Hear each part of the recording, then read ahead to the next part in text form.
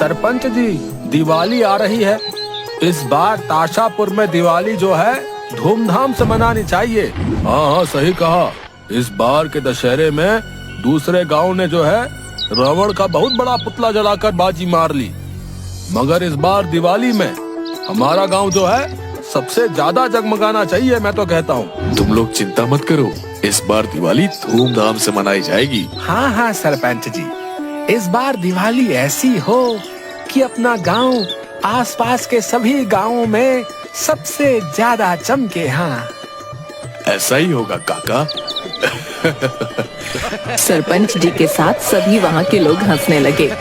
चाय की टपरी के पीछे टीपू भूत ये सारी बातें सुन रहा था।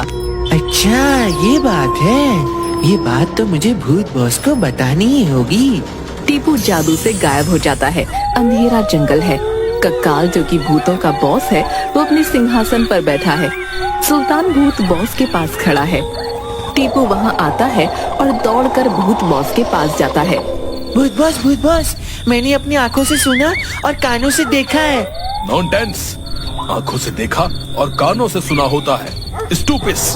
वहाँ खड़ा सुल्तान अपने सर पर हाथ मारता है और कहता है, भूत बॉस, वो नॉनसेंस होता है, नॉन टेंस नहीं, और स्टूपिड होता है, स्टूपिस नहीं। एग्जैक्टली। टीपू की तरफ देखते हुए, क्या हुआ, पूरी बात बताओ। भूत बॉस, गांव वाले इस बार दिवाली धूमधाम से मनाने का सोच रहे हैं। उनके दिल से हम भूतों का डर तो खत्म हो ही चला है। ऐसा चलता रहा तो हम भूतों से कोई नहीं डरेगा भूत बॉस। इस तरह तो हम भूतों का वजूद ही खत्म हो जाएगा बॉस। और अगर भूत नहीं रहे तो फिर आप बॉस कैसे रहोगे? बात तो तुमने बहुत पते की है टीपू। अगर हम भूत अपना दबदबा कायम रखना चाहते हैं तो इन इंसानों को औकात दिखाते रहनी होगी। हाँ। कक्काल अचानक से खड़ा हो जाता है। फिर सभी लोग खड़े हो जाते हैं। जाओ, गांव वालों को सबक सिखाओ, उनके डर में हमारा दिल बनाओ। अरे बुद्धू बॉस, में मेरा मतलब भूत बॉस, दिल में डर बनाना है, ना कि डर में दिल। हाँ हाँ, वही। मगर बॉस, जाएगा कौन? और कौन? हम में से सबसे होशियार तो एक ही भूत है, भोलू भूत जाएगा। तो ठीक है, भोलू भूत को बुलाया जाए। भोलू भूत वहाँ आता है। भोलू चारों तरफ सभी लोगों को खड़ा देख आश्चर्य और सोच में पड़ जाता है। वो सबको देखता ही रहता है कि बॉस उसे डांट कर बोलते हैं, भोलू, तेरे लिए एक काम है। यस बॉस, बताओ। इन दो अनाज के दुश्मनों से भी कुछ करवा लिया करो। है? तुझे गांव में जाना है और गांव वालों की दिवाली खराब करनी है।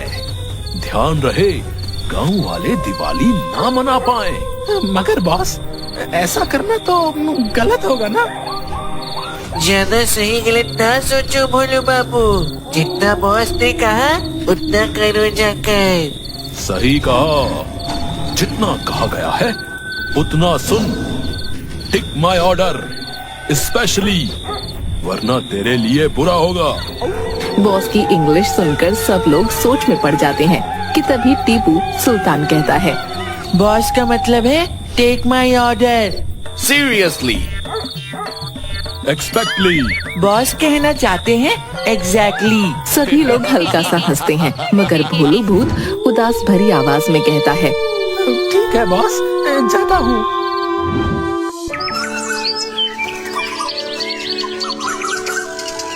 भोलू गांव के बाहर एक पेड़ पर बैठा बैठा सोच रहा होता है। यार, बॉस ने तो ये बड़ा मुश्किल काम दे दिया है। अब गांव वालों की दिवाली खराब कैसे करूं? मन भी नहीं है, मगर करना तो होगा, वरना बॉस बहुत डांटेंगे। मगर करूं कैसे? सोचते सोचते भोलू की नजर बिजली के तारों पर पड़ती है और अचानक से भोलू को एक आइडिया आता है। वो खड़ा हो जाता है। आइडिया? अगर मैं गांव के बाहर के ट्रांसफार्मर को ही जला दूं, तो फिर गांव में बिजली आएगी ही नहीं। और अगर बिजली नहीं आएगी, तो फिर गांव वाले दिवाली कैसे मनाएंगे? और शहर से ट्रांसफार्मर ठीक करने के लिए इंजीनियर को आने में 1-2 दिन तो लग ही जाएगा। आइडिया सही है। भोलू गांव के बाहर बिजली घर जाता है। बिजली घर में कोई नहीं होता सिवाय एक गार्ड के। गार्ड मेन गेट पर सो रहा होता है। भोलू चुपके से गेट के अंदर घुस जाता है और ट्रांसफार्मर रूम में जाकर ट्रांसफार्मर को जला देता है। ट्रांसफार्मर धीरे धीरे जल रहा होता है और भोलू चुपके चुपके गेट के बाहर आता है और सोए हुए गार्ड के सामने नाचने लगता है। तभी ट्रांसफार्मर ब्लास्ट कर जाता है और गार्ड की नींद खुलती है। भोलू वहाँ से तुरंत आकाश में उड़ जाता है डर के। बाल बाल बचे। भोलू आसपास नजर घुमाता है और देखता है कि गांव के सारे लैंपों की लाइट कट चुकी है। सारे गांव में अंधेरा है। अब लोग घरों से बाहर निकलकर लैंप की ओर देख रहे होते हैं। कक्काल अपने सिंहासन पर बैठा है अपना दरबार लगाकर। सभी भूत उसके दरबार में हैं। टीपू और सुल्तान भी हैं। अचानक वहाँ भोलू भूत आता है। भोलू भूत को देखकर टीपू कहता है, क्या रे भोलू, अंधेरा फैला दिया ना गांव में? हाँ, फैला दिया मैंने। गांव का ट्रांसफार्मर ही उड़ा दिया। अब लोग लाइट के बगैर दिवाली नहीं मना पाएंगे। शाबाश, well done Bholu, you are my beast भूत। भूत बॉस बेस्ट होता है, बीस्ट नहीं। एग्जैक्टली। पूरे बाजार में अंधेरा है। लोग घर से बाहर निकलते हैं। तभी चंपा अपने घर से बाहर निकलती है। हे भगवान, बिजली तो पूरे गांव में नहीं है। बिमला के घर में भी अंधेरा है। एक बार जाकर उससे पूछती हूँ सब ठीक तो है ना। चंपा बिमला के घर जाती है। बिमला, ओ बिमला, क्या हुआ? क्यों चिल्ला रही हो? एक तो बिजली कट गई, ऊपर से मेरे बेटे की नींद भी गई। बिमला अपने मुन्ना को पंखा झुलाते हुए कहती है, सो जा बेटा, सो जा। अरे, इतने बड़े सांड को भी अभी पंखा झेल कर सुलाती हो? चुप कर करमजली, कुछ भी बकती है। सोने दे इसे, नहीं तो 2 वक्त का खाना नींद खुलते ही गप कर जाएगा। बाहर कुछ गांव वाले आपस में बातें कर रहे होते हैं। अरे भाई, ये तो बिजली चली गई। कल दिवाली है, अब लाइट नहीं रहेगी तो भैया दिवाली कैसे मनाएंगे बताओ? हाँ, ये तो बड़ी प्रॉब्लम हो गई भैया। लाइट के बिना दिवाली होगी कैसे? एक काम करते हैं, चलते हैं सरपंच जी के पास, अब वही कुछ उपाय निकालेंगे बता रहे। सभी लोग सरपंच जी के घर की ओर चल पड़ते हैं। सब लोग सरपंच जी के घर के द्वार के पास खड़े हैं। सरपंच जी पीछे से बैलगाड़ी से आते हैं। सरपंच जी को बाहर देख एक आदमी कहता है, सरपंच जी, गांव की सारी बिजली चली गई है और कल दिवाली है। हम समझ सकते हैं सबकी प्रॉब्लम, मगर मैं अभी बिजली घर से ही आ रहा हूँ। वहाँ ट्रांसफार्मर उड़ चुका है। शहर के इंजीनियर को आने में 2 दिन लग जाएगा। सरपंच जी, लाइट के बगैर हम दिवाली कैसे मनाएंगे? हम समझ सकते हैं आपकी दिक्कत, मगर मेरे भी घर में बिजली नहीं है। हम क्या कर सकते हैं? चलिए अभी आप सभी घर जाइए, कल सुबह देखते हैं क्या किया जा सकता है। सब लोग वहाँ से वापस उदास होकर लौटकर जा ही रहे होते हैं कि उन्हें एक झोपड़ी में रोशनी दिखाई देती है। अरे वो देखो, वहाँ लाइट है। कमाल है, पूरे गांव में लाइट नहीं है। इस एक झोपड़ी में लाइट कैसे? चलो भाई, चलो देखते हैं। हाँ, चलो चलो। हाँ, चलो चलो। सब लोग उस झोपड़ी के पास जाते हैं। अंदर से एक बुढ़िया आती है और बुढ़िया को देखकर गांव की एक औरत कहती है, अरे काकी, पूरे गांव में लाइट नहीं है, आपके घर में कैसे? अरे बेटिया, ये लाइट नहीं है, दिए की रोशनी है।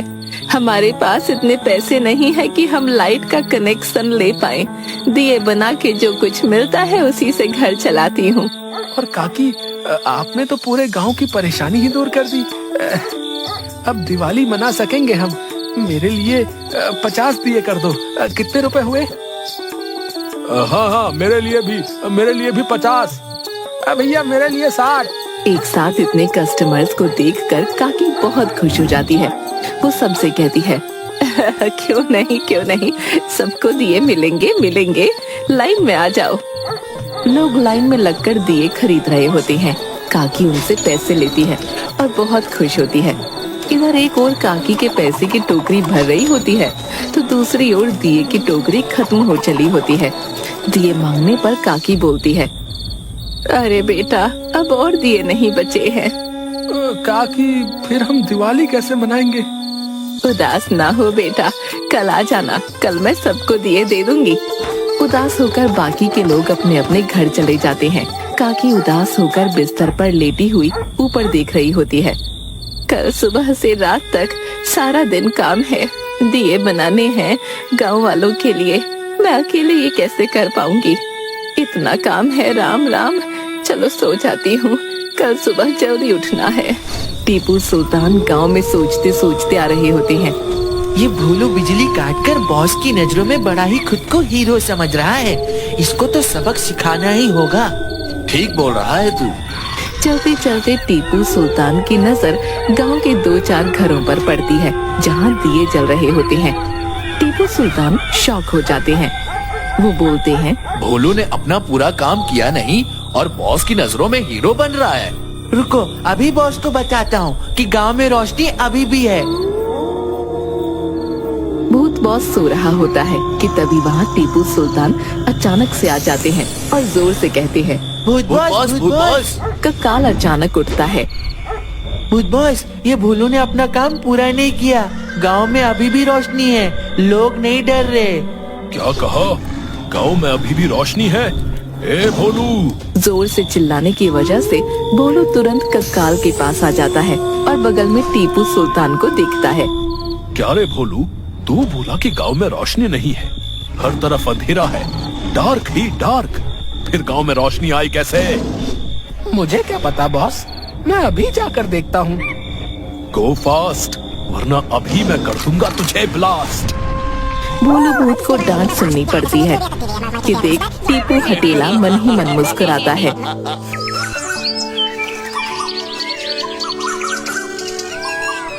भोलू पेड़ पर बैठा बैठा सोच रहा होता है कि उसकी नजर काकी पर पड़ती है। काकी गांव के बाहर से मिट्टी ला रही होती है। भोलू को शक होता है। वो काकी का पीछा करता है और देखता है कि काकी मिट्टी से दिए बना रही है। भोलू ये देखकर फिर सोचता है, अच्छा, तो ये काकी है जो मिट्टी काटकर दिए बना रही है और गांव में बेच रही है। इस तरह तो गांव वाले दिवाली मना लेंगे। अब मैं काकी को रोको कैसे? आइडिया, अगर मैं काकी की मिट्टी काट दूं तो ना रहेगा बांस, ना बजेगी बांसुरी। भोलू दौड़ कर जाता है उस जगह जहाँ से काकी मिट्टी काट कर ला रही होती है। वो फावड़ा उठाता है और वहाँ की सारी मिट्टी काटने लगता है। मिट्टी काटने के बाद भोलू सोचता है, अब तो मैंने काकी की सारी मिट्टी काट दी।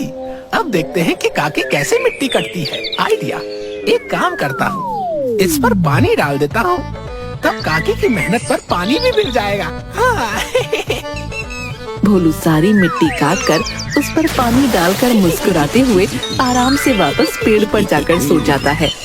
काकी गीली मिट्टी को देखकर बहुत ही खुश हो जाती है कि उनकी आधी मेहनत खत्म हो गई। उन्हें मिट्टी भी मिल गई, वो भी कटी हुई और वो भी गली। ऊपर वाले, तेरा लाख लाख शुक्रिया, तूने इस बुढ़िया की लाज रख ली। अब मैं जल्दी जल्दी दिए बना सकूंगी और गांव वाले दिवाली मना सकेंगे। काकी जल्दी जल्दी दिए बनाने लगती है। भोलू मंद मंद मुस्कुरा रहा था ये सोचकर कि उसने काकी की सारी मेहनत पर पानी फेर दिया।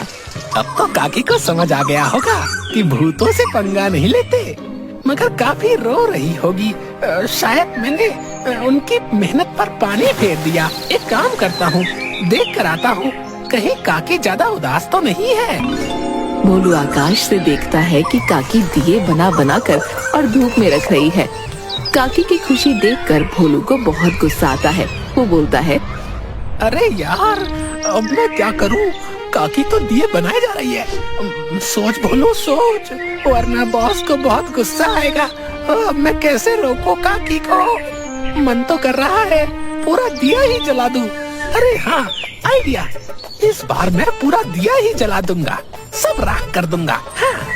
भोलू अब इंतजार कर रहा होता है कि कब काकी घर जाए और वो सारे दियों को जला दे। काकी सब मिट्टी के दिए बनाकर उन्हें धूप में रखकर घर चली जाती है। भोलू गुस्से से आता है और सारे दियों को आग लगा देता है। दिए आग से पक जाते हैं और मजबूत हो जाते हैं। भोलू दियों को आग लगाकर बहुत खुश होता है। वाह भोलू, तूने तो इस बार कमाल कर दिया। सारे दिए ही तूने जला दिए। अब देखता हूँ गांव वाले दिवाली कैसे मनाते हैं। सारे दिए जलाकर भोलू आराम से पेड़ पर जाकर सो जाता है। काकी आकर देखती है कि सारे गीले दिए पक चुके होते हैं। अब वो बिकने के लिए रेडी हैं। काकी की खुशी का ठिकाना नहीं रहता। वो हाथ जोड़कर कहती है, हे भगवान, तेरा लाख लाख शुक्रिया। काकी सारे दियों को लेकर घर चली जाती है और गांव वालों को दिए बेचती है। टीपू सुल्तान गांव में आते हैं लोगों को डराने के लिए, मगर वो देखते हैं कि चारों तरफ दिए ही दिए जल रहे हैं। लोग दिवाली धूमधाम से मना रहे हैं। बच्चे पटाखे फोड़ रहे हैं और बड़ी मिठाइयाँ खा रहे हैं। काकी का घर भी चमक रहा है। एक बच्चा टीपू सुल्तान के पास पटाखा फोड़ देता है। टीपू सुल्तान डर जाते हैं। मुझे डरा रहे हो? मैं अभी भूत बॉस को बताता हूँ। बच्चे हंसते हुए टीपू सुल्तान के सामने से गुजर जाते हैं। ये देख टीपू सुल्तान को बहुत गुस्सा आता है। वो वापस बॉस के पास जाते हैं। कक्काल राज अपने दरबार में खड़े होकर बोलता है, आज पूरे गांव में अंधेरा ही अंधेरा है। लोग हम भूतों से डर रहे हैं। हमारी इज्जत हो रही है। ये सुनते ही टीपू हटीला वहाँ आता है और कहता है, नहीं हो रही भूत बॉस, नहीं हो रही। कोई नहीं डर रहा भूत बॉस, सब लोग दिवाली मना रहे हैं। क्या बक रहा है? Tipu, stand up. Boss shut up होता है, स्टैंड अप नहीं। वही एग्जैक्टली। बॉस सच कह रहा हूँ, सब लोग दिवाली मना रहे थे। भोलू ने अपना काम पूरा नहीं किया। भोलू, कहाँ है तू? इतनी जोर से आवाज सुन भोलू पेड़ से गिर जाता है और भागकर बॉस के सामने आता है। क्या हुआ बॉस, आपने बुलाया? बुलाया? तुझे तो मैं नहीं छोड़ूंगा। तूने मेरी नाक कटा दी। गांव वाले दिवाली मना रहे हैं।